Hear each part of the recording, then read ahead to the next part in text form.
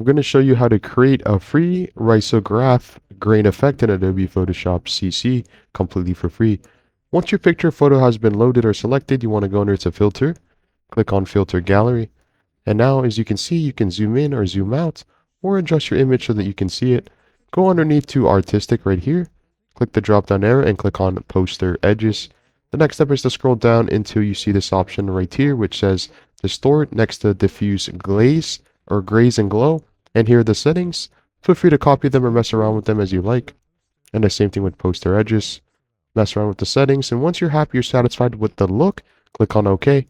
Next step is what we're going to do is we're going to go down and click on this third option or this arrow right here, this circle icon, and then click on the second option which says gradient. As you can see, this will pull up a list of different gradients as you're currently seeing. And if you click the drop down arrow, you can choose the whole list of different gradients from different colors. You can even choose the different options and angles as you like. Choose the style, whether it's linear, radical, angle, extra, etc. In this case, we're going to leave it under linear and click OK. And then now go under here, under your layers panel.